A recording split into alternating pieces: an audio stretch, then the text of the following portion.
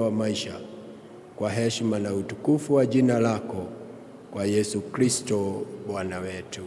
Amin.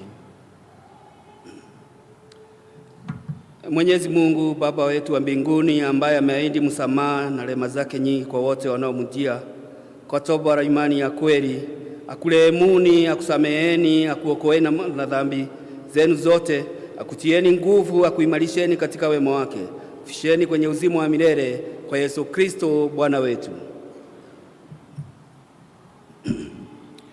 Asisikieni maneno ya kutia moyo yaliyosemwa na Mwokozi wetu Yesu Kristo kwa wote wanaomjia kwa kweli. Njoni kwangu ninyi nyote msumbukao na wenye kulemewa na mizigo, nami nitawapumzisha. Jinsi hii Mungu aliupenda ulimwengu hata akamtoa mwanawe pekee, ili kila mtu amwaminie asipotee, bali awe na uzima wa milele. Sikieni tena asemayo Paulo mtakatifu, ni neno la kuaminiwa, tena la stahili kukubalika kabisa, ya kwamba Kristo Yesu alikuja ulimwenguni akawaokoe wenye dhambi. Sikieni tena asemayo Yohana mtakatifu, kama mtu akitenda dhambi, tunaye mwombezi kwa Baba, Yesu Kristo mwenye haki, naye ndiye kipatanisho kwa dhambi zetu. Inueni mioyo yenu na tumshukuru Bwana Mungu wetu.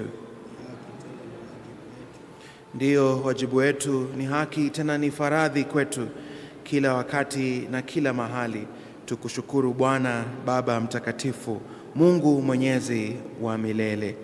Kwa hiyo sisi pamoja na malaika wakuu na jeshi lote pia la mbinguni twakutukuza na kuliadhimisha jina lako tukufu, tukikusifu daima tukisema, mtakatifu, mtakatifu, mtakatifu, Bwana Mungu wa majeshi, mbingu na nchi zimejaa utukufu wako. Utukufu una wewe, Bwana uliye juu. Amena. Basi sote twajiunga katika sala ya hatudhubutu.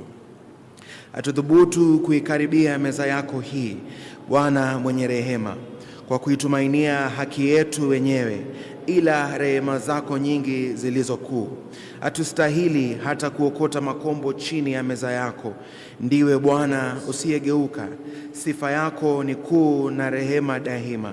Basi utujalie Bwana mwema, tuule mwili wa mwana wako mpendwa na kuinywa damu yake, kwa jinsi mili yetu yenye dhambi isafiwe kwa mwili wake, na roho zetu zioshwe kwa damu yake ya thamani.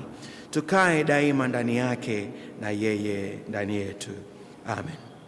Mwenyezi Mungu Baba yetu wa mbinguni, ambaye kwa wema wako na huruma zako ulimtoa mwana wako pekee Yesu Kristo afe msalabani kwa ukombozi wetu, ambaye hapo kwa kujitoa mwenyewe mara moja tu alitoa dhabihu na sadaka na kafara iliyo timilifu na kamili na ya kutosha kwa dhambi za ulimwengu wote.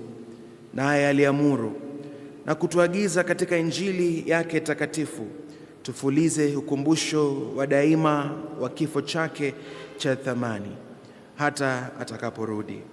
Utusikie Bwana wa rehema, twakuomba kwa unyenyekevu na kwa kuvipokea viumbe hivi vyako, mkate na divai, kwa amri takatifu ya mwana wako Yesu Kristo Mwokozi wetu, tukikumbuka kufa na kuteswa kwake, utujalie tushiriki mwili na damu yake vilivyobarikiwa.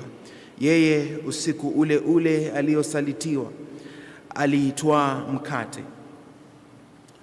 na kisha kushukuru akaumega, akawapa wanafunzi wake akisema, twaeni mle, huu ndio mwili wangu utolewao kwa ajili yenu, fanyeni hivi kwa ukumbusho wangu.